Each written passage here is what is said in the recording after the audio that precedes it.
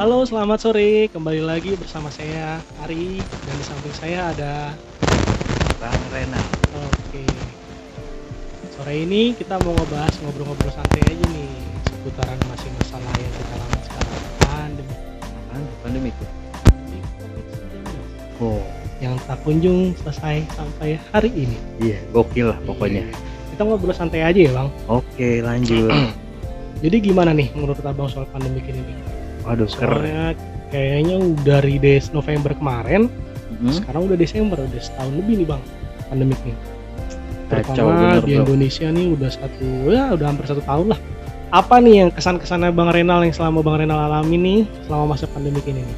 Wah, terutama proyek gua pada nggak jalan, bro. Habis semuanya. Gokil lah pokoknya. Berarti lebih ke ekonomi soal bisnis ya Bang? Iya, anjlok semuanya. Jadi selama pandemik ini kerjaan Bang Renal nih Hancur. udah Kalau bahasa kata siapa namanya itu penyanyi yang dari Jawa itu namanya ya? Aduh bro, lu tahu nggak siapa namanya? Ambiar. Itu siapa yang nyanyi? Almarhum Didi Kempot. Mansur S ya? Iya, almarhum Didi Kempot, benar-benar. Oke nih Bang, sore Iya. ini kita mau ngebahas apa yang ngobrol santai soal pandemik ya Bang. Oke. Nah. Kita ngelihat pandemik ini dari segi bisnis dulu nih Bang, kita ngobrol nih Bang. Oke, iya. Menurut Abang nih, dari pandemik saat ini yang paling terkena dampak itu siapa Bang? Wah, paling parah itu Pak, yang menengah ke bawah bro, Oke. terutama UMKM itu hancur. Apalagi pas pertama-tama lockdown kemarin tuh gila, sadis men. UMKM, pelaku bisnis UMKM, terus ya kita nggak bisa tutup mata ya Bang. Ya Kayak iyalah. ojol juga Tuh. kan, nah Sadis, terus bahkan pengusaha-pengusaha besar juga kena impactnya karena Iya. ini Bang. bener banget. Ya kayak yang usaha lagi gue jalanin aja, banyak proyek yang batal gara-gara ya masalah pandemik inilah. Ya nggak cuman rakyat biasa, bahkan pemerintah pun kena imbasnya Iya. Bang. Ya ini pas banget yang kenanya di mana, yang di sini tuh impactnya Alsatian. Nggak ada yang nggak kena lah. Hebat-hebatnya tuh duitnya banyak, pasti ambiar juga duitnya. Apalagi itu bisa megang project itu udah alhamdulillah. Menurut Bang Renal nih, pandemik itu gimana sih Bang? Ini tuh konspirasi atau memang betul-betul terkena dari ya yang diberitakan dari hewan atau gimana Bang? Wah, kalau gitu sih bisa dibilang ya gimana? Bahasa konspirasi nih yang gokil banget, takutnya kecipratan bro. Jadi kita bahasanya agak-agak gimana gitu ya kan? Soalnya banyak nih Bang beredar info nih Bang bahwa katanya COVID itu buatan, senjata biologis lah, ya kan? Konspirasi dari A, B, C, D, ya kan? Iya. Cerita-cerita soal gini, ya kan? Iya. Nah, kalau pemikiran Abang gimana nih? Kalau bicara itu maybe yes maybe no ya kan. Masalahnya yang gue bingung ini bro, yang buat pandemik ini ya kan. Kenapa ekonomi yang bikin hancur ya kan gitu, sehingga-enggaknya orang dibolehin lah, sehingga itu dagang atau gimana ya kan. Walaupun social distancing, apalagi katanya kan era digital, tapi nggak terlalu hidup ya kan. Kenapa? Tahu nggak maksudnya kenapa nggak hidup? Gimana coba Abang ceritain. Ya kalau bisa di mana, di sisi ya orang atas lah bisa kita bilang ya bahasanya. Orang atas ini menjembatani semua produsen dan UMKM itu buat berjualan. Loh, pemerintah kan udah ngelontorin dana Bang. Bukan dengan- masalah dana bro. Dengan kata kayak prakartu prakerja, terus Iya. juga pemerintah gelontorin dana buat UMKM kalau nggak salah 2,4 juta apa ya per Iya. UMKM. Mas, bukan masalah dananya. Terus Oke, gimana? dana dikasih ke beberapa produsen atau selaku UMKM sendiri, ya kan. Yang ditanya jualannya kemana, yang mau beli siapa. Ya kalau pemerintah membuka satu pintu buat penjualan khusus membantu UMKM, kenapa enggak gitu loh ya kan. Ih, pemerintah bukannya udah bantu nih Bang. Bukan masalah bantu, yang dikasih duitnya bro, bukan dikasih customernya. Percuma lu kalau misal dikasih duit nggak ada customernya, lu mau ngapain? Iya. Secara customernya nggak ada. Jadi menurut abang nih ya kan kita semua pusing nih Bang. Hmm. Sebagai rakyat juga pusing, pemerintah juga pastinya udah bekerja keras nih Bang buat untuk rakyat Indonesia nih Bang. Iya. Nah menurut abang nih baiknya tuh seperti apa sih Bang solusinya untuk kebaikan bersama? Baiknya sih kalau gue sih bilangnya tuh jangan terlalu rapet-rapet banget lah. Bukannya kalau nggak rapet, kalau nggak ada social distancing dan segala macam malah penularan makin banyak nih Bang. Nah, masalahnya itu, Bro.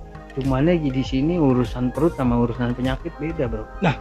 Kalau kita lebih mentingin kelonggaran dari pandemik ini, Ya. kayak sektor usaha semua dibuka, kerumunan dibolehkan, acara event atau dan lain boleh, bukannya itu malah makin parah nanti pandemik ini. Nah, usul gue di sini ada satu, Bro. Makanya tadi gue bilang bantu di mana platform digital itu satu pintu buat semua UMKM seluruh Indonesia.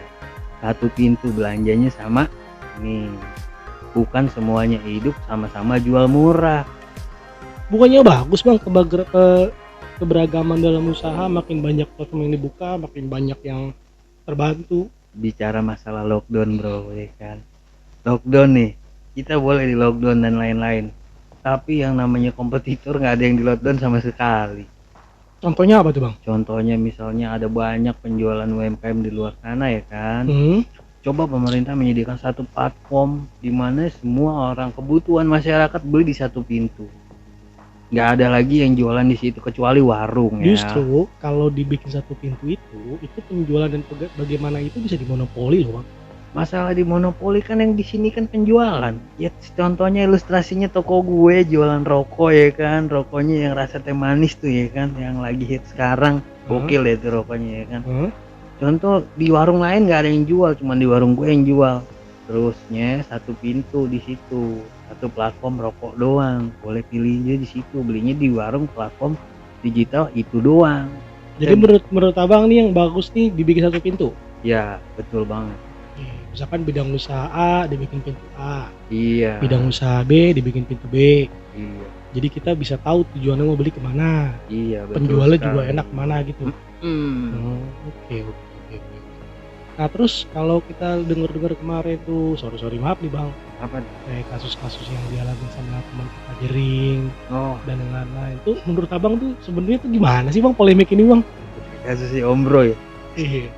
Aduh, kalau dibilang sih gue sedih juga sebenarnya. Ah, Ya, yang penting sih saran gue jangan terlalu vokal. Kita tetap doain biar semoga si Om Bro itu bisa mendapatkan yang terbaik di sana. amin. Oke, Belum lanjut. berita terbaru ini nih bang, Lanjut. soal bansos yang dikorupsi. Kan kemarin KPK sempat wacana tuh sebelum kejadian nih. Iya. Wacana katanya pelaku korupsi pada saat pandemi dihukum mati. Abang setuju nggak tuh? Wah gila men, setuju banget men.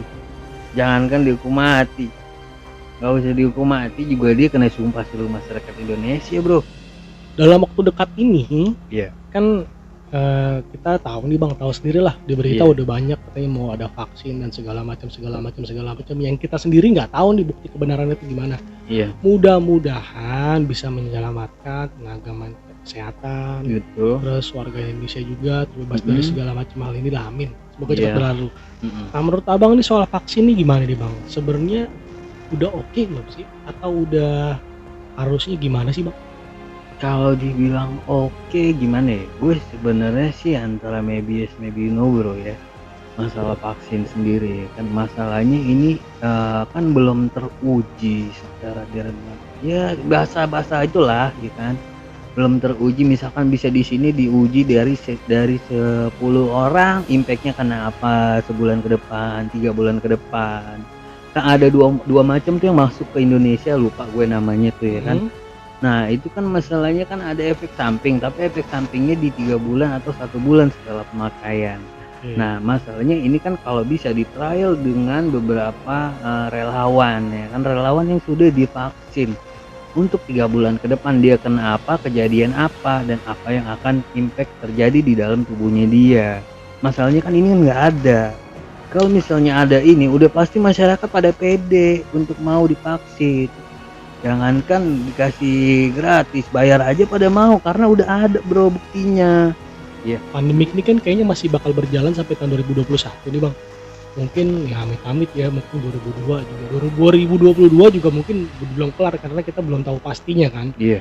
Nah, menurut abang nih sebagai pelaku bisnis nih, pelaku usaha bisnis yang kritis nih. Iya. Menurut abang punya ide nggak poin-poin ke depan yang terbaik untuk UMKM kita, untuk penyelenggara IU, untuk ya teman-teman ojol kita, untuk kayak penyanyi kafe dan lain sebagainya, seniman dan sebagainya itu supaya bisa mendapatkan ekonomi berputar lagi tuh, menurut abang ada nggak ide untuk poin-poin bisnis tertentu yang bisa berjalan dengan baik, mudah-mudahan untuk teman-teman kita semua. Nah, masalah itu kan tadi gue udah cerita bro, masalah itu terutama di UMKM ya. UMKM itu dia tuh sebenarnya cuma pemerintah tuh cuma butuh satu platform, ciptakan satu platform di mana bisa membantu mereka jualan. Contoh ada salah satu pasar-pasar gede yang di Indonesia ini ya kan, terutama di Jakarta yang udah kelas internasional. Platform pasar ya kelas satu yang internasional itu dibuat oleh pemerintah ya kan, yang di atas. Nah, jadi semua orang mau beli atau mau kemana-mana udah tinggal tunjuk platform itu. Kan platformnya bukannya udah ada bang, Belum kayak ada. Tokped, Oh. Bukalapak dan segala macam. Itu beda bro, maksudnya. Jadi kalau masalah itu kan individualnya, masuk dari segi orang atas ke pemerintah itu harus membantu nih seperti itu. Ada satu platform digital yang benar-benar dipromokan ke seluruh Indonesia, ke semua masyarakat Indonesia, itu terutama platformnya. Jadi dibuat gimana, misalkan contoh pasar gede, tanah gede ya kan nih, contoh nih tanah gede ini udah kelasnya kelas internasional ya kan, dibuatlah satu platform dimana jadinya orang daerah dan seluruh Indonesia kan harus datang kemari tadinya beli kan. Jadi karena udah di apa namanya, bisa dibilang nih sudah dinaungin lah satu platform yang sudah terpercaya yang dibuat oleh pemerintah. Jadi semua tokonya ada di dalam sini. Itu Jadi, untuk pelaku unit bisnis tuh bang. Iya, unit bisnis. Kan di sini semua masuk UMKM juga ada di dalam sini. Jadi semua orang bisa beli langsung touch di sini. Mau beli baju, mau beli bahan, mau beli makanan, ada di dalam sini. Jadi nggak harus repot-repot lagi. Ya itu kalau menurut pendengaran saya cerita bang itu kayak semacam kayak Tokopedia, Bukalapak sih bang modelnya sih. Kalau kayak gitu. Iya, kalau ini kan yang benar-benar murni punya pemerintah, dimana nanti kan keuntungannya buat masyarakat Indonesia juga, terutama selaku UMKM. Nah berarti ini kan dari pandemik ini kan yang terkena dampak kan bukan cuma Indonesia nih bang, bahkan seluruh unit bisnis di seluruh dunia. Iya. Tingkat bawah, menengah sampai ke atas bahkan kayak hotel dan segala macam, travel tuh kan habis tuh bang diajar pandemik tuh bang. Iya. Nah menurut abang kedepannya bakal ada nggak nih satu ide kita yang terbaru untuk semuanya bisa berjalan, entah pabrik, entah apapun yang bisa memperbaiki ekosistem ekonomi dari dunia ini? Nah, kalau bicara pandemik itu tetap kita harus ngikut apa yang udah rules yang udah ada. Kecuali kelar pandemik itu bakal banyak inovasi dan program-program yang akan tercipta. Contohnya perkembangan bisnis 4.0 yang akan berkembang di seluruh dunia itu bakal keren banget. Ini menarik nih. Maksud dari bisnis 4.0 itu apa? Jadi sistem pabrikasi atau sistem mesin yang sudah dikoneksikan atau digabungkan antara hardware, software, dan sistem handphone Android atau iOS. Jadi semua sudah bergerak langsung pakai handphone. Jadi di mana sistem pabrikasi atau sistem mesin sudah dikoneksikan dengan robot sistem lah bisa dibilang. Itu kayaknya udah dikembangin sama nama-nama besar bang kayak Tesla, segala macam. Itu kayaknya udah dipakai. Nah itu kan buat di sana, di sini juga bisa berkembang bro. Untuk 2 atau 3 tahun ke depan ini akan rilis semuanya sudah pakai sistem ini. Bisa jadi ya. Makanya buat teman-teman semua jangan takut untuk keluar, jangan takut nggak diterima buat terima kerja. Perusahaan-perusahaan tuh di sana banyak banget yang membutuhkan karyawan seperti kalian yang membutuhkan pekerjaan. Yang penting pede, jangan takut buat ngelamar kerja, apalagi takut ditolak. Semoga kita berdoa sama-sama ya, semoga pandemi ini segera berakhir, segera ditemukan solusinya, supaya kita kembali semua dalam kehidupan normal, dalam ekonomi, dalam bisnis, dalam kesehatan, dalam budidaya dan segala macam itu lebih baik lagi. Semoga ini segera berakhir bang. Iya benar banget, amin banget. Itu yang gue pengen banget ya kan. Semoga semua teman-teman bisa kembali ke keadaan seperti normal lagi. Semoga semua sehat-sehat saja. Oke bang, kita closing aja dulu bang ya. Kita udahin dulu ya bang, ngobrol santai-santai di sini. Kita berdoa semoga semuanya baik-baik saja, masalah di cepat berakhir. Amin. Semoga semuanya kembali seperti semula. Amin. Oke, Terima kasih waktunya Bang Renal. Oke, sama-sama Bang selamat Bo. sore. Yoi, selamat sore. Tetap semangat semuanya. Oke Bang.